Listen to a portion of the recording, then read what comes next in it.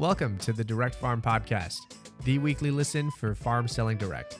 We'll talk about the 4 levers for farm success, which are quality, brand, price, and convenience. We'll hear from outside industry experts and producers like you to delight your customers, save time, and to increase your direct farm sales and business. We're glad you're here. Welcome to the Direct Farm Podcast. We've got a great conversation for you today with the Intertribal Agriculture Council, or IAC, an organization pursuing and promoting the conservation, development, and use of agricultural resources for Native American and Alaskan tribes. I am delighted to welcome Carrie Jo Lawrence, the Executive Director of IAC, and Kelsey Scott, the Director of Programs at IAC and a barn-to-door farm advisor. Welcome, Kelsey and Kari. To start, could you both share a little bit about your individual backgrounds? My name is Kelsey Scott. I am a beef cattle producer here in the North Central Great Plains on the Cheyenne River Sioux Indian Reservation. My husband and myself are very involved in both of our family's operations. I'm also the owner of DX Beef, which is a direct-to-consumer grass-fed beef marketing option for our businesses. And I get to fulfill the role of being the director of programs at the Intertribal Agriculture Council. I really feel that my professional job is where I get to really talk the talk, promoting transition to regenerative practices or exploring ways to have a more sound business plan. And then my on-the-farm job is really where I get to actually walk that walk and make sure that I'm doing what the farmers and ranchers I'm providing technical guidance to are being advised they should do as well. And I really get to put myself in their shoes, not only be the boots on the ground, but help other boots on the ground, so to speak.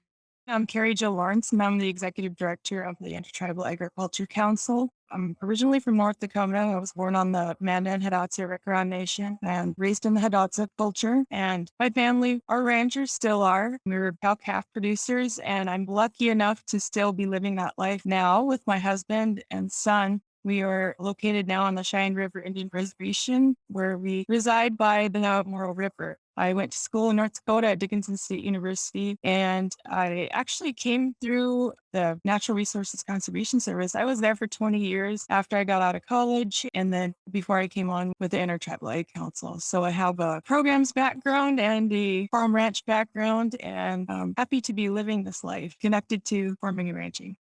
Carrie, could you start out by giving us a little bit of the history of IAC and maybe when the organization was founded? Absolutely. The Intertribal Ag Council is probably the oldest and definitely leading intertribal organizations devoted to providing education, advocacy, and technical assistance to Native American farmers and ranchers throughout the United States. It was founded in 1987, and it was formed off the heels of the farm crisis that was happening at that time. And our mission is to promote the conservation, development, and use of agricultural resources for the betterment of Native people. Could you maybe talk about how that mission and the organization overall has evolved over the years and how you've accomplished that mission over your time?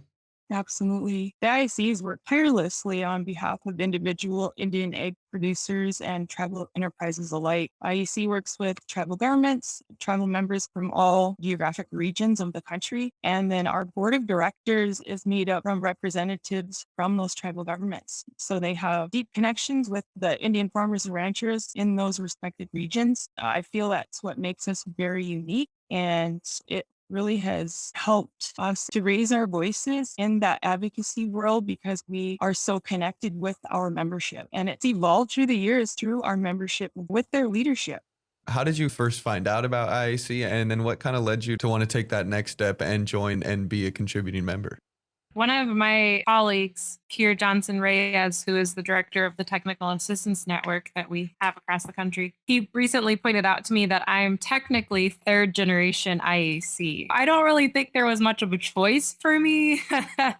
It's genetic. No, my grandfather was actually on the initial committee that guided the establishment of the IAC. And then my father started working for the Intertribal Ag Council. He tells the story that it was the spring of 94 and he had a baby girl and she needed diapers and food. And that's me. And he was looking for employment to supplement his on-farm income that was a on-farm investment and didn't have very much return at all. And he he found in the Indian Ag Link, which was a national newsletter that the IAC used to send out to communicate with farmers and ranchers back before social media, a ad that said seeking Farmville advocates. And so he gave the executive director back then, Greg Smitman, a call, and they were able to meet up face to face for an interview a week or two later. And he got hired to work 20 hours a week, really helping producers that were being foreclosed on all the way up to getting started in agriculture, the whole gamut of things, helping them get their goal and helping to provide the technical support through whatever was in front of them. And so the unique thing about this story is I did not realize until I was in high school that my dad had an off-farm income and had been affiliated with the Intertribal Agriculture Council. So I guess that goes to show how good he is at being a present father. It never distracted from our ability to go out and ranch. And now I know why he had late nights working on the computer, right? But he ended up taking me to the annual conference in 2009. And I remember being exposed to such a diverse, passionate, stubborn, strong-willed group of people. And it was like one of those watershed moments where I was like, I don't know what I want to do yet with my career, but I wanted to be with these people. This feels like home. And so I started taking the steps in my undergrad career to look into careers that might overlap with the IAC's work. Back then, there was really still only 5 or 6 employees hired by the organization. So that was fairly slim, but I knew that somehow I could get involved, whether that be working with NRCS and overlap into the work of IAC or something like that. Eventually, when I graduated, I convinced IAC to allow me the chance to serve as their youth programs coordinator. And I started with coordinating youth leadership development opportunities across the country. And that was really when I got to meet Carrie Jo. We were planning for an in-person conference in Las Vegas, and we wanted to highlight what a career in natural resource looked like. And so we drove up to the county office and we interviewed Carrie Jo back when she was still with NRCS. That's how I got to where I am working full-time with the organization. I've been able to fulfill a variety of positions so far, and every one of them has taught me so much. I'm just so thankful for the chance to be able to work with the Dynamite crew representing the producers all across the country.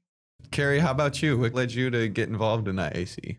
1994, I was not in diapers. I was about to graduate from high school and trying to decide what I wanted to do for a living. So I wanted to remain in agriculture, but at the same time, seeing the struggles that were happening in agriculture, I figured I need to get a job. I was looking into NRCS. I was always interested in that because I would go to the office with my dad and the people are always cool and it's fun. And at that same time, back in the 90s, my dad was receiving the IAC newsletter and I would read it. It was just talking about what was happening in the country with agriculture and related to what's going on in Indian country. So I was always reading that. And I saw the opportunity to write an essay and apply for a scholarship. So that's how I got involved with IAC. I was one of the first scholarship recipients. So I was lucky enough. I went through my career with NRCS, but I was always attached to IAC. I knew what they had to offer and producers go their way. I would call in for assistance. They were always helping to spread the word about what's going on at USDA. So they were just a helpful crew. And when the opportunity came about, it feels like I just went home to do what I'm meant to do, work with IAC and to continue the work that's been going on since 1987.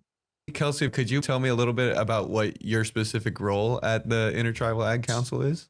So now I get to fulfill the role of director of programs, and Carrie Jo was actually our first formal director of programs at the IAC. So I feel like my responsibility is not messing up all the good that she started and continuing to carry it forward. I like to practice what I preach in every capacity, and I'm a really big believer in the importance of regenerative and resilient agricultural practices. And so really how I see my role within the organization is it's looking at our programs and how they work together and how the organization is functioning through that regenerative mindset and trying to deploy that philosophy of creating the necessary disturbance of nature, but then following the disturbance for a more robust and more resilient production cycle, and then preparing for the disturbance that's going to again happen. So for a lot of what it is that we see across our programs is it's the production cycle. And from one year to the next, we might have the wettest season on record to the driest season on record. And our goals as an organization, whether it be in our American Knitted Boots program or in our technical assistance network, they all relate in that we want to help our producers help the land in a way that will keep their family on it and will help to feed their food system, their community, and hopefully rebuild a more localized food system. And it would be great if they didn't have to do that on the evenings and weekends, and they could actually afford to be a full-time food sovereignty advocate and producer feeding their community. So we try to always figure out how to support our staff in a way that they can support those producers. But then my role, I feel it goes both ways. I'm not only relaying resources to the staff to get out to the producers on the ground, but I'm listening to the staff of the programs and I am hearing what they're saying, whether it's they need additional support or if there's an issue in a particular USDA policy that's being administered out there on the ground. I take it upon myself to coordinate with our administrative team to try to address that and to ensure that communication goes both directions. It's said that there's not enough people making the decisions in DC that have bull crap on the outside of their boots too, right? So we're in the space of making sure there is a very active Indian ag voice over there in DC advocating for the necessary appreciation for what our producers and their ancestors did for this landscape of ecosystem. Kari, could you touch on your current role at Intertribal Ag Council? My role is really around the strategic planning, and I feel like putting puzzle pieces together so that we can have an impact nationwide. And of course, that comes with making sure our staff is on the same wavelength because we are all remote throughout the whole entire country. So just keeping those puzzle pieces working towards the goals of our membership. And it's challenging, but so amazing when we see things come together. It feels like we're all working towards the same goals. We want to produce good food for all people. And seeing those goals come together is super amazing. So yeah, playing a chess game and keeping the team rolling and supported, definitely main parts of my job. Kelsey, could you maybe talk about some of the resources that IAC offers members and about how those programs have evolved over the years? I think that one of the things that actually drew me to working with Barn to Door is how they have what we have here at the IAC in the form of direct human to human technical assistance support. When I was able to get set up with an onboard manager for my account at Barn to Door, and they worked with me weekly and held me accountable in pursuing my own goals, I was on the receiving end of the technical assistance support that our organization provides producers and tribal entities and tribal departments day in and day out. And I think that skilled level of expertise that is willing to be shared across the table or virtually is something that you just truly can't quantify the real impact that has because it's so personalized and empowering to that individual producer. Here I am now as one of the biggest advocates for Barn to Door. Like I'm always directing people to it, whether they have food to sell or not. And I just have to feel that that's what our producers do as well. After a couple of technical assistance sessions with us here at the IAC, is they feel empowered to go out there and to relay this information to their neighbors or to their family to make sure that they're accessing opportunities as well. So it really has an exponential impact. We provide technical assistance in a couple of different capacities, though. One of them is from like a business standpoint of getting a true assessment. Okay, what does your balance sheet look like? What are your operations ins and outs for cash flow? And is there a way to better restructure some of this debt in a way that better aligns with the production system that you actually have envisioned for yourself? Too often in the agricultural industry, there's just this blanket copy and paste that gets practiced when it comes to the financial structure that farmers and ranchers are hazed into. And so we get to really pull that apart and figure out, okay, well, yeah, this termed out debt in this capacity might work for a producer that is in a corn, soybean, biodiverse cover crop rotational system, but it's not going to work for the cow-calf producer. And we need to help educate that producer as to why, and then most often fold in their lender and help their lender to understand why they're setting their or how they're setting their producer up for failure. We also offer assistance in conservation planning and regenerative ag transition plans for producers that feel financially secure enough to be able to really invest more rigorously into their conservation infrastructure. And then we have technical assistance that is provided through the marketing aspect of our programs in our American Indian Food Program, which helps producers that have a shelf stable product understand what the export or domestic trade opportunities are for their product, what the consumer is looking for, how to structure your business in a way that is conducive to that level of large scale sales, and how to identify the appropriate niche market price for your product, and then have that generate a even more regenerative impact within your local community. We also, across all of those mission areas, focus on the policies that are either uplifting our producers and reaching those goals or sometimes hindering them towards those goals, as well as making sure that there's a young upcoming generation of young professionals that are skilled. They talk about it in the ag industry as hybrid vigor, right? Like the next generation is always better than the last because of the way that we're infusing, whether it's better genetics or better feed or exposing them to a more robust soil health. That's what we want to do with our youth, is figure out how to equip them with the skills that they need to carry the Indian ag industry further ahead at a younger age so that we can reach our ultimate goal of being food sovereign.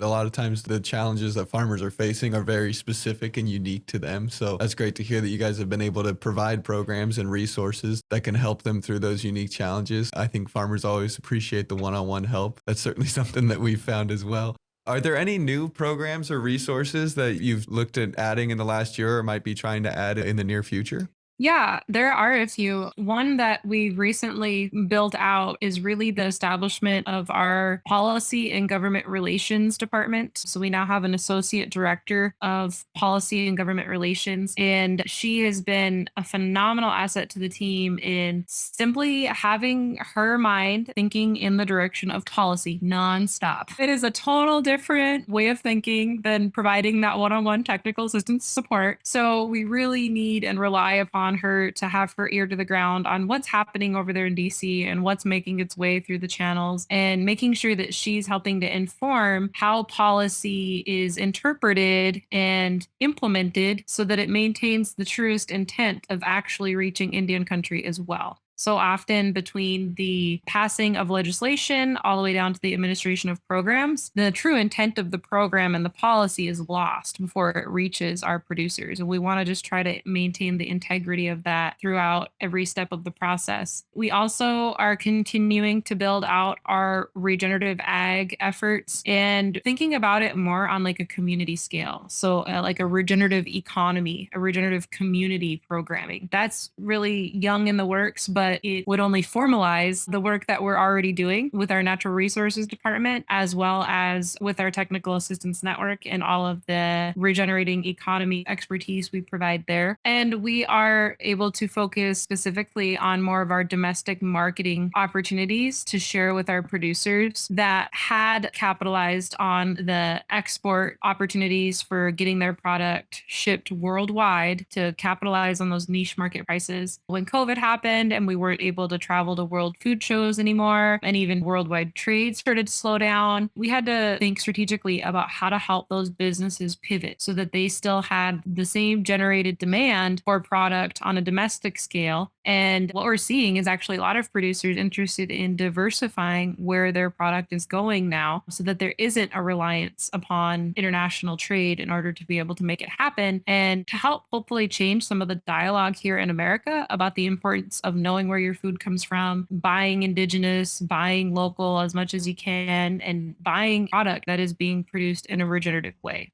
So Kelsey, IAC runs a diverse range of programs. You've already touched on a few of them, but one of those programs focuses on market development. What is the primary focus of that program, and what are some of the major accomplishments or conclusions that you guys have resulted in out of that program? Well, one of the accomplishments is that we have an established partnership between our American Indian Foods Program and Barn to Door, and that is helping us to amplify for our producers that are carrying the Made and Produced by American Indians trademark their online market space. It's helping them to build out a more robust online purchasing option, and the feedback that we're able to provide to Barn to Door and the responsiveness that Barn to Door offers us in accepting that feedback and building it into their online platform has been really tremendous to make sure that our producers that we're connecting with Barn to Door are able to actually best market their product. We have some very significant accomplishments, but for me, being the soil nerd that I am, one of the most significant accomplishments that I think we have made through our market development programming in 2021 is the establishment of our Regen Nation Pledge. And our Regen Nation Pledge is just that. It is a commitment by our farmers and ranchers,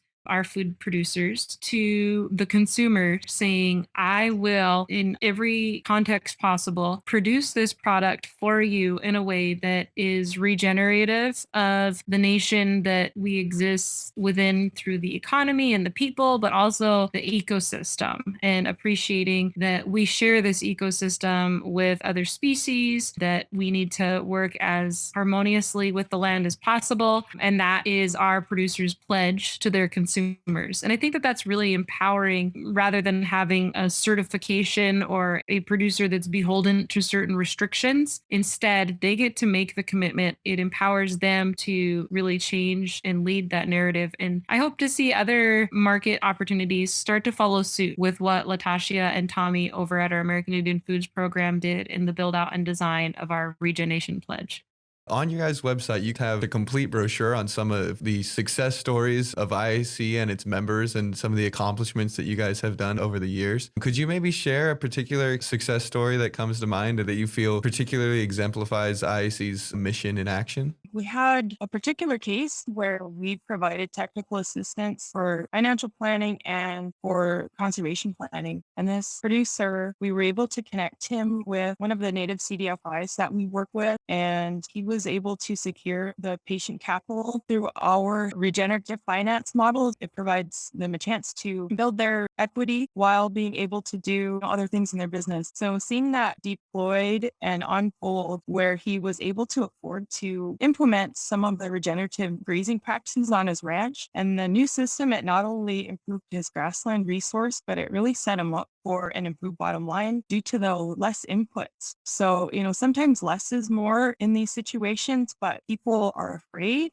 to try what maybe be construed as a new practice. But once he was able to implement that, to me, that's truly the meaning of healthy food when it's produced in a healthy way and it's giving back to the resource. That is, to me, a true definition of healthy food. Kelsey, do you have any success stories that come to mind that you think display the mission of IAC? One that always stands out for me is I got to serve as a technical assistant supporting a young lady by the name of Jessa in pursuing a farm service agency youth loan. She got her loan. It was a less than typical loan. In fact, that she didn't want to just buy cows that were going to have a calf. She wanted to buy 5 head of heifer calves, and she wanted to develop them. She wanted them to come from her dad's herd, and that was going to require 1 year's time of growth before they would even be able to breed. So those 5 animals wouldn't generate an income. So it took us a little while to get this application through the Farm Service Agency $5,000 youth loan application process, but we were able to get it done. And throughout that process, it just was really empowering to see her take ownership in her plan and to decide that, no, this is what I want to do, and to not be persuaded by what was being offered to her instead, but to stick to her guns and to remain confident and reflect back on her goals as to why she wants to do it this way. And after we got her loan approved, she was able to pick out her 5 heifer calves from her dad. And I think her dad really appreciated being able to utilize her help all winter feeding heifers. And that next spring, we were at a branding together. And one of the neighbors was teasing her and poking fun at her, tickling her. And we were going back and forth nonstop. And she would be throwing a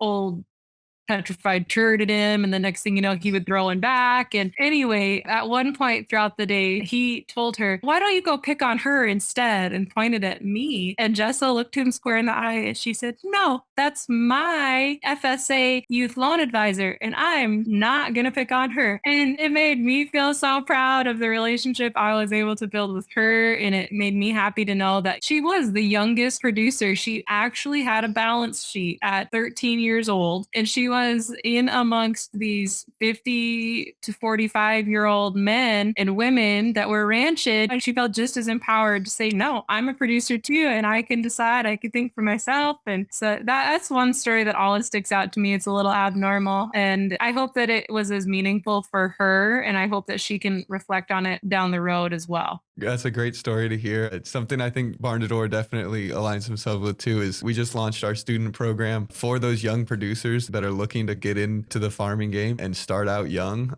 Kelsey, so Barn to Door was delighted to sponsor the IAC annual conference last year. It was virtual, but your next conference is coming up in December 7th through the 9th. What could attendees expect to learn at this conference? And if they want to sign up, how would they go about that?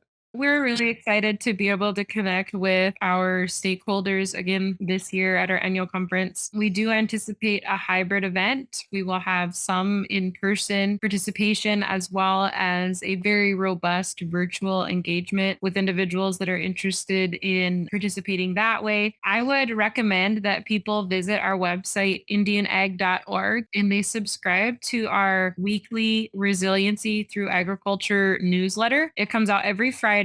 And that is where you will get updates around registration, when it's open, what the cost is going to be, who you can expect to hear from and learn alongside. And we also share updates about all of our programs and some of those little success story nuggets that Carrie and I talked about on a weekly basis. So I encourage you to visit indianag.org and register for our newsletter if you want a little Friday pick me up to help get you through the last day of the week. That conference is December 7th through the 9th if people are interested in signing up. Carrie, what is an accomplishment or a new initiative from this last year that you're most proud of at IAC?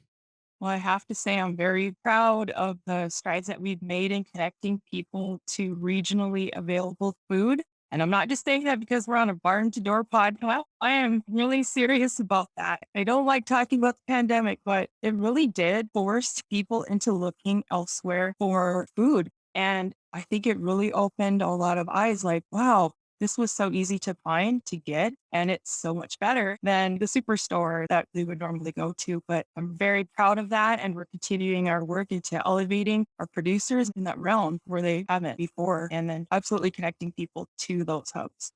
You guys also recently launched your new disaster resource initiative. Could you maybe talk about what the goal of that resource is and how farmers can utilize it?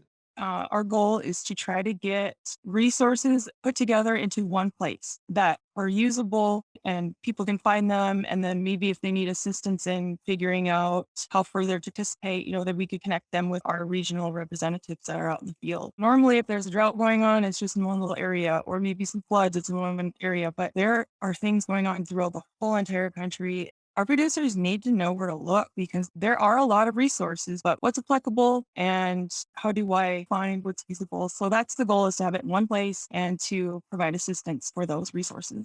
Carrie, looking forward to what's next for IAC. What are you guys hoping to tackle next? What's on the horizon? One of the big things that we're launching is the ramping up our work with our Native Farmville Coalition, basically bringing all of Indian country together to work on our Farmville efforts. We need to hear the voices throughout the country to hear what's needed for changes so that we can all make better contributions to accessibility and to providing healthy food throughout the country. So that's one of the huge things on the horizon. So everybody pay attention to the upcoming meetings that we're going to be holding because our stakeholders are out there and we need to hear the voices. So that's the big thing that's coming up.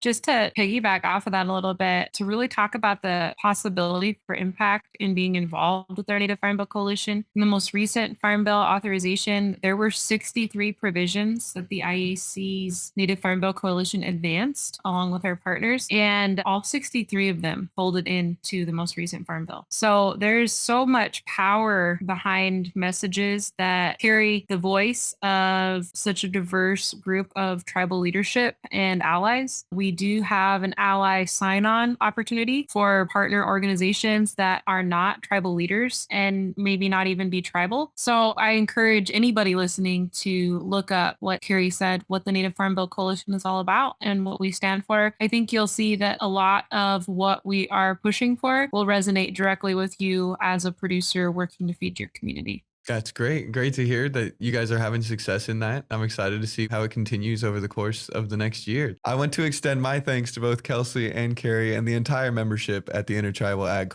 Council. At Barn to Door, we are delighted to serve farmers in all 50 states, including the members at IAC. For more information on the Intertribal Ag Council, visit indianag.org. To learn more about Barn to Door, including access to numerous free resources and best practices for your farm, go to barntodoor.com/resources. Thank you for tuning in. We'll see you next week.